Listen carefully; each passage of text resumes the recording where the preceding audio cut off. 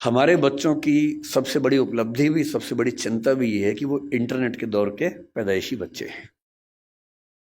हमारी जनरेशन वो है जिसने सारे चेंजेस को देखा। हम लोग दुनिया के सबसे रोचक जनरेशन के लोग हैं, जो मेरी जैसी उम्र के लोग हैं, 40-50। मैं 50 का हूँ, आप तो 40-30 के लग रहे हैं देखने में। तो मतलब जो 40-50-55 की उम्र के लोग हैं, इतनी इंटरेस्टिंग जनरेशन इस दुनिया के इतिहास में कोई नहीं है जितनी हमारी है। हम जब पैदा हुए तो टेलीविजन आने वाला था। टेलीविजन हमारे दौर में 1975 में पैदा हुआ भारत में। टेलीविजन से लेकर फिर कलर टीवी, फिर वीसीआर, वीसीपी, वहां से होते होते फोन जिसमें घुमा घुमा के फोन करना पड़ता था। फिर थोड़े अच्छे फोन होने लगे, वायरलेस होने लगे। मोबाइल फोन पहली बार जिसमें इनकमिंग आउटगोइंग 16 रुपए पर मिनट हुआ करती थी। वो ऐसे फोन बटन वाले जिनसे आप कील भी ठोक सकते हैं, ऐसे फोन हुआ करते थे। कितने साल के बाद पहली बार स्मार्टफोन आने शुरू हुए, फिर पता लगा कि फेसबुक भी कुछ होता है, फिर पता लगा व्हाट्सएप भी कुछ होता है, फिर पता लगा कि रोबोटिक्स भी होने लग गया है, फिर पता लगा आर्टिफिशियल इंटेलिजेंस भी होने लगी है। और आज हम उस बिंदु पर आ चुके हैं।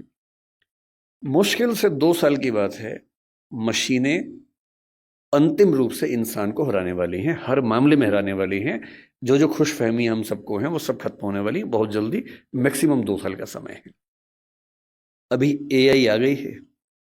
जिस दिन एजीआई ठीक से आ गई, एजीआई का मतलब है आर्टिफिशियल जनरल इंटेलिजेंस, और एआई की दुनिया के सबसे बड़े धुरंधर सैम ऑल्टमैन ने कल ही एक इंटरव्यू दिया, कल या परसों में, और कहा है कि चैट जीपीटी 4, जिसको आप बहुत बड़ा समझ रहे कि कमाल हो गया है, वो अगले 2 साल बाद हास्यास्पद मानी जाएगी। वो प्रिमिटिव किस्म की टेक्नोलॉजी है, इतनी हास्यास्पद मानी जाएगी कि इतना भद्दा काम भी क्या हमने किया था कभी। और आज हम चैट जीपीटी को देख के दंग रह जाते हैं। कुछ भी करना हो, फोटो बनानी हो, वीडियो बनाना हो, रिसर्च करनी हो, कुछ भी करना हो, आप चैट जीपीटी को ठीक से प्रॉम्प्ट दीजिए। मतलब मैंने कई बार ऐसा करके देखा।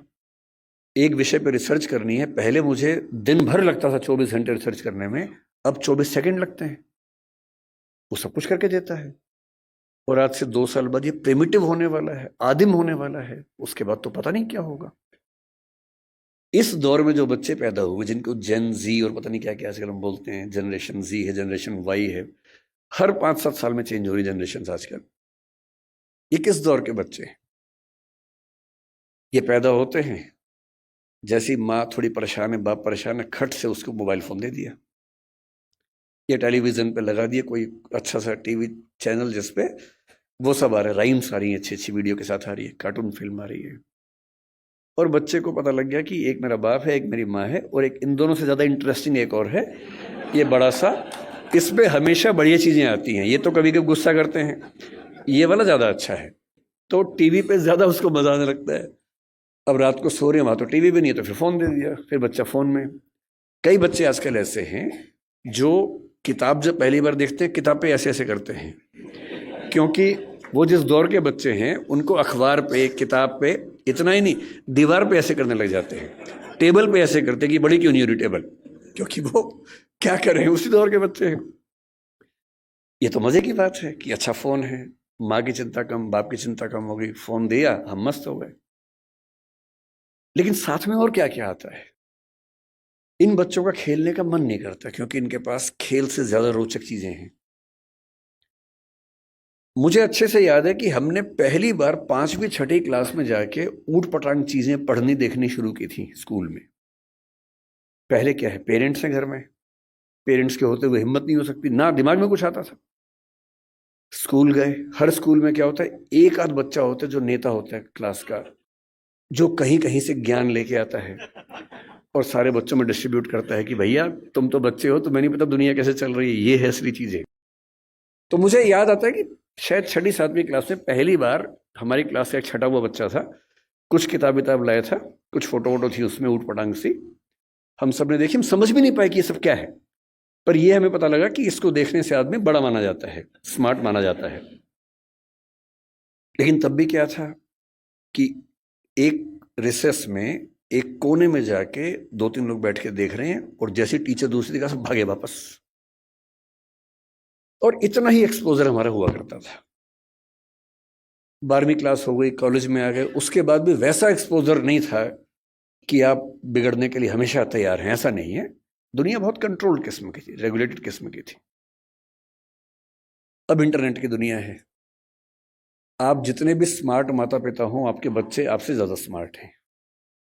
और अगर आपको लगता है कि आप इंटरनेट और मोबाइल और डिवाइसेस में उनका मुकाबला कर पाएंगे, तो आप बच्चे हैं, नहीं कर सकते।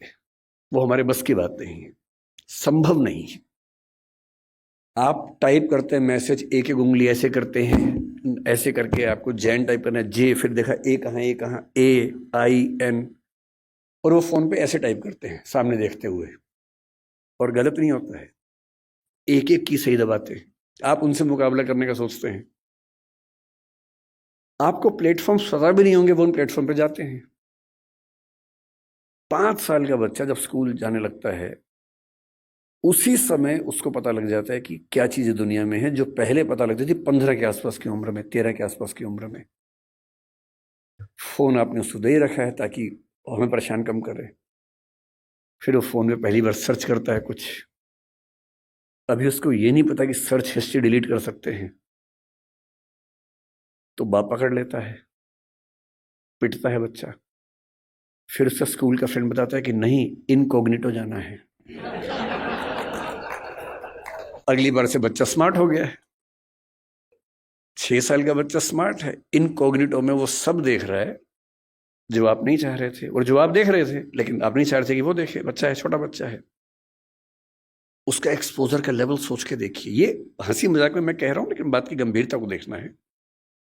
6, 7, 8 साल के बच्चों का वो एक्सपोजर लेवल है जो पहले 14, 15, 16 की उम्र में होता था। मेडिकल साइंस इस बात को मान चुकी है। मैं जितनी बातें कोट कर रहा हूं, मैं हवा में कोट नहीं कर रहा हूं, मेडिकल साइंस की रिसर्चेस के बेस पे कोट कर रहा हूं। आपको आश्चर्य होगा, आज से 1 महीने पहले एक रिपोर्ट आई है, लगभग पूरी दुनिया में प्यूबर्टी की एज 1 साल कम हो गई है, जिसको टीनेज बोलते हैं कि 13 साल की उम्र में टीनेज आती है, बच्चियों को मासिक धर्म शुरू होता है। दुनिया भर में उसकी एज 1 साल कम हो गई है। और ये ऐसे नहीं हो गई है, ये एक्सपोजर से होती है। लड़के भी जल्दी मैच्योर हो रहे हैं। जो हरकतें 15, 16, 18 में ठीक लगती हैं, किसी बच्चे के मन में भाव आने चाहिए, 8, 9, 10 में वैसी बातें हो रही हैं। ये तो फिर भी छोटी बात है। इसके बाद जो होता है तो बच्चे ही, एक्सपोजर बहुत बड़ा मिल गया है। जब वो नेट पे जाते हैं, तो नेट पे जो पिशाच बैठे हुए हैं दुनिया भर में, जो साइबर ठग हैं, जो साइबर क्रिमिनल्स हैं, वो इसी ताक में है कि बच्चे मिल जाएं। उनको पता है कि बच्चे का मनोविज्ञान क्या है। वो हैकर्स हैं, वो हैक कर लेंगे कि उस बच्चे ने क्या क्या सर्च किया है, उसकी पूरी कुंडली खोल लेंगे कि बच्चे का इस समय मन कहाँ अटका हुआ है। अगर 9, 10, 11, 12 साल का कोई लड़का है जो कुछ ऐसे वीडियोस देख रहा था या इमेजेस देख रहा था, उसमें भी देख रहे हैं कि कैसी रेस, वाइट रेस उसको पसंद है, कि इंडियन तरह के लोग पसंद हैं, फिर उनकी तरफ से उसी रेस का वैसा ही सुंदर दिखने वाला व्यक्ति, फीमेल, और यदि कोई बच्ची है तो वो मेल, उससे इंटरेक्शन शुरू करेगा, उससे बातचीत होने लगेगी। धीरे धीरे उसको वो उलझाएगा अपनी बातों में। वो बच्चा तो माँ बाप से छुप के कर रहा है सब, माँ बाप को पता ही नहीं है। और फिर वो उस बच्चे को प्रलोभन बहुत बड़े बड़े मिलेंगे। आपको ये सब नहीं पता है तो पता होना चाहिए, बहुत बड़े रैकेट चल रहे हैं इस समय दुनिया में।